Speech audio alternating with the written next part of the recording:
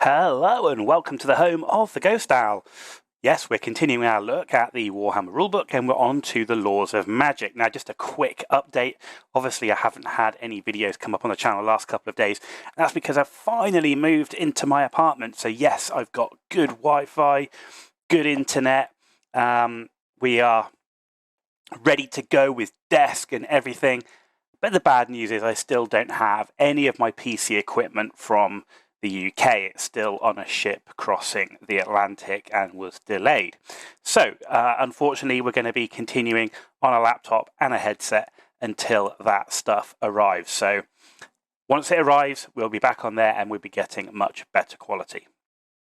But without further ado, let's look then at the laws of magic. The first law we're going to be looking at is battle magic. Let's see how the spells appear. So first up is Hammer Hand. Now this is the signature spell. So obviously just a quick recap in terms of magic. Normally you would be rolling and randomly determining your spells. There are 6 spells in a law. 1 to 6, roll a d6, and then your wizard level determines how many spells you have. The signature spell allows you to replace one of those spells with the signature spell. So having a good, consistent signature spell is important. So with battle magic then, it's an assailment spell, so it can only be used in the combat phase.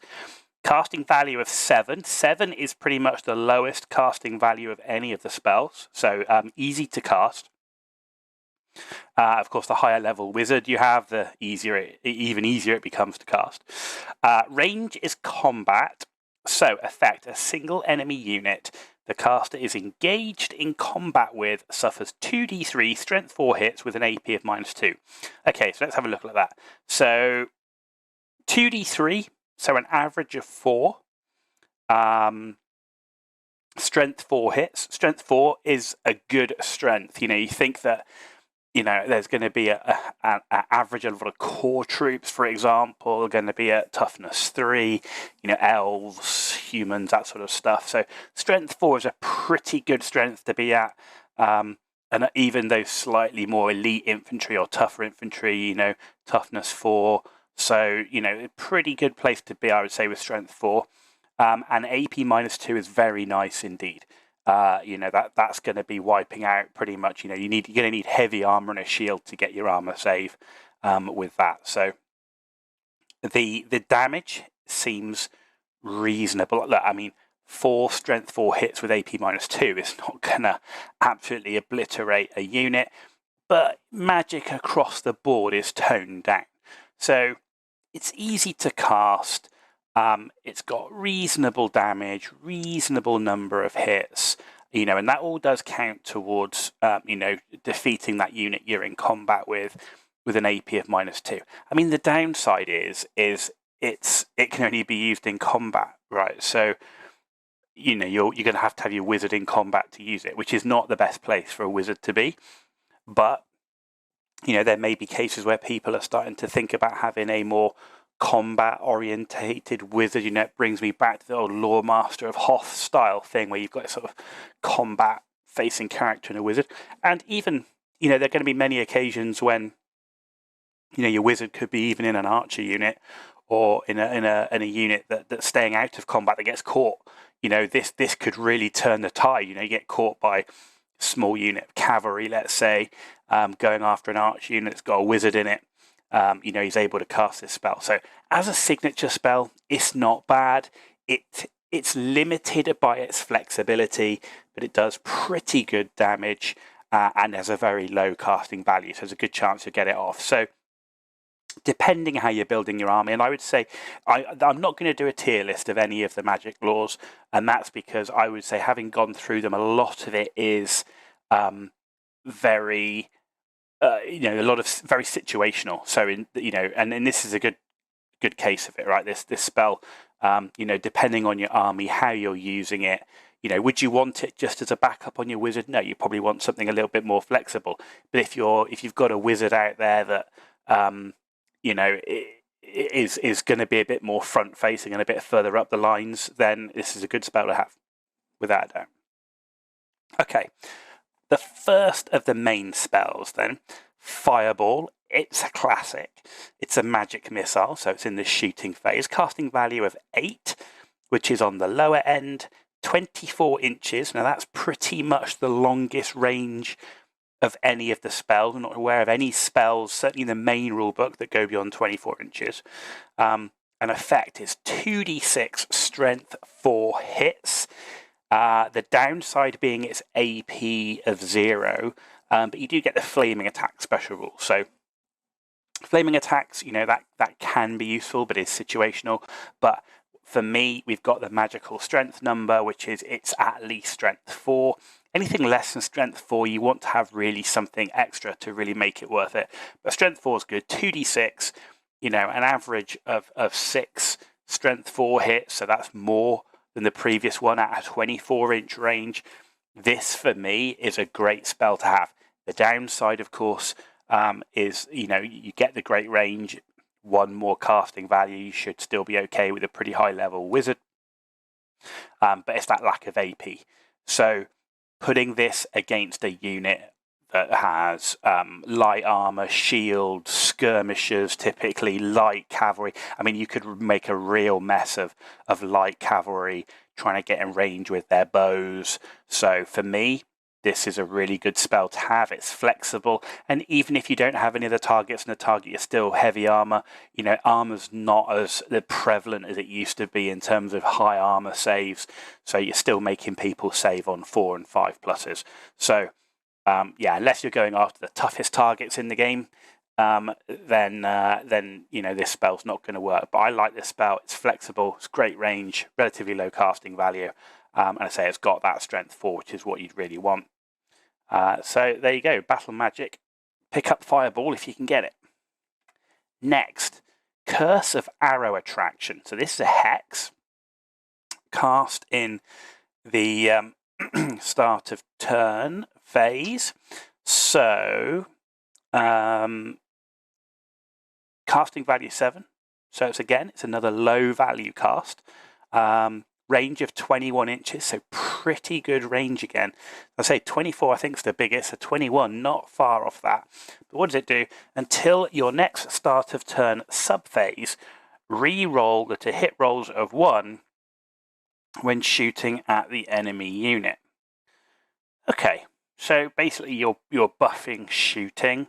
Could be really bad if you're not taking much in the way of shooting.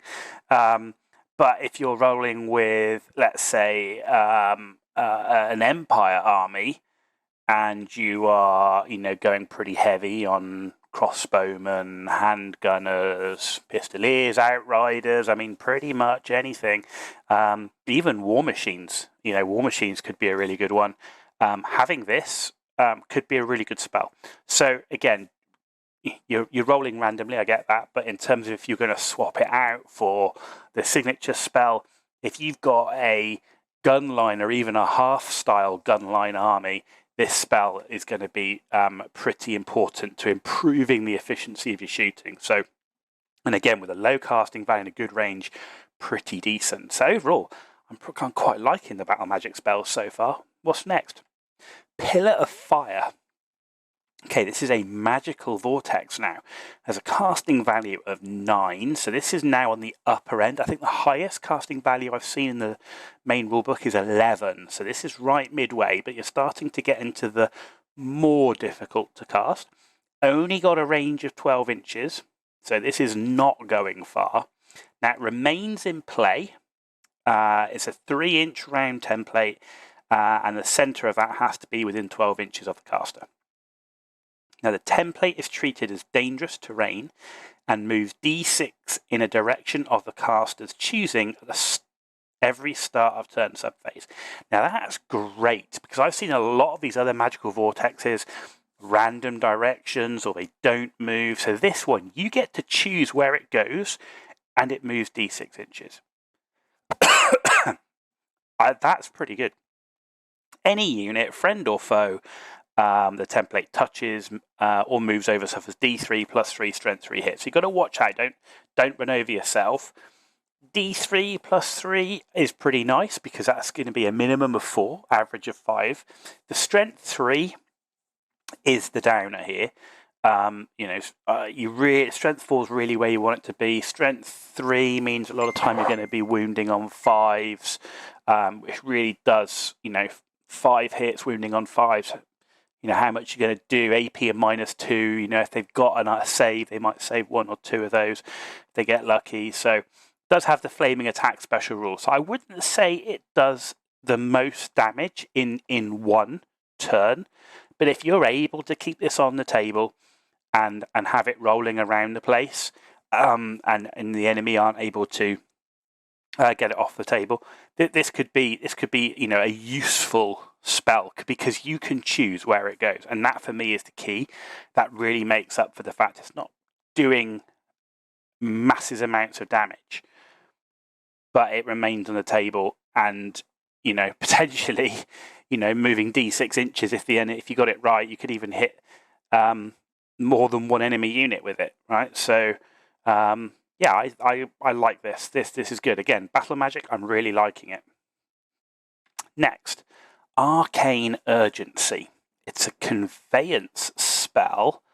That basically means that it's in the movement phase, casting value of 10. So this is a pretty high casting value. Range of 15 inches. So it's okay. It's okay. So what does it do though? If the target friendly unit is not fleeing and has already moved during this movement phase, it may immediately move again. So the range becomes less of an issue because you're not trying to get to enemy units. So you only have to be 15 inches behind your lines, which really sort of means you've got plenty of space behind without being targeted by enemy missile troops or anything else. So the range isn't a problem. The high casting value, second highest casting value out there, 10. So not the easiest to cast, but my God, if you could get this on a unit of cavalry, because it's a second move, which getting around somebody's flank, really getting across the board, getting across the table. Movement's key in the game, so the ability to get another move is really good. So again, I really like this. The casting value is the downside, but this is where I think in this game at the moment, from what I can see, pretty much every army that can have one is going to want to have like a level 4 wizard, right? Just because of the way the casting works. So as soon as you get to level 4, should be a little bit easier to be getting this spell off unless you're really unlucky. But a good spell to have. Okay, fifth spell then is Oaken Shield, enchantment now. So again, casting value of 7+, ranges on yourself. So until your next start of turn subphase, so that includes the enemy's turn, the caster and any unit they have joined gains a 5+ ward save against any wound suffered. It's nice. There's nothing wrong with this at all. Again, it comes down to if you had a caster with this and the assailment spell, and he becomes a bit more of a battle wizard, too low casting values, this wouldn't go awry on a level 2, right? A level 2 wizard who you might go, I'll take one level 4 who I'm going to try and keep safe, and I'm going to have a level 2 battle wizard, for want of a better term, with 2 very low casting spells, this and a signature spell, could be really quite nice. Giving this unit 5+ ward save, plus the assailment spell. If you've got the points, to do it, that could be an interesting way to go. So yeah, I like that. Like it a lot.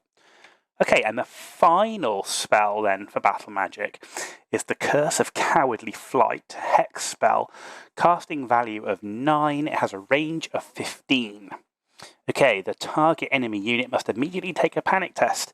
If the target unit automatically passes panic tests, it must still test, and if it fails, it will give ground instead. Right. Okay, so casting value is mid-range. range of 15 is reasonably low for getting to an enemy unit. Right, it means your wizard's going to have to be pretty close to that enemy unit. As a 9+ spell, not ideal for that low-level battle mage style wizard that you're pushing right up, in almost in the front line. And what it does, take a panic test. I mean, again, you could get lucky on every unit, but it's really ideally against units with lower leadership, so it becomes quite niche, quite specific, and lacks that flexibility element that I quite like. I generally build for an all-comers style list, because assuming I don't know who I'm going to play, and if you're going to build a competitive list, you don't know who you're going to play in a tournament, that sort of thing. So I wouldn't build a list and then get spells and not switch the signature spell out for this, switch this spell out for a signature spell, because I'm facing Skaven, for example. So this one's okay. It's probably my least favourite of all of the spells in the Battle Magic. But again, having looked through all the laws, I really like Battle Magic.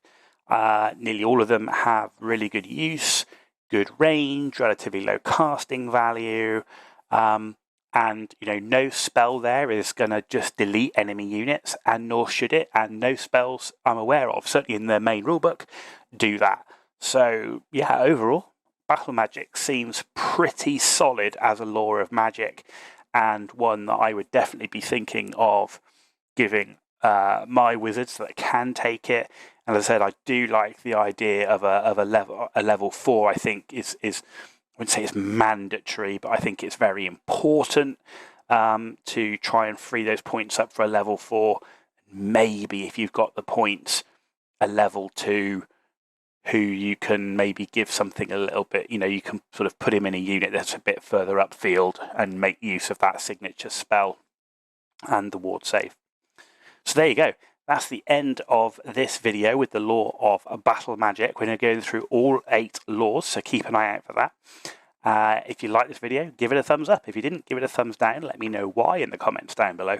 And as always, if you want to see more content, please hit that subscribe button. It's free for you to do. It means a lot for me, so thank you for that in advance.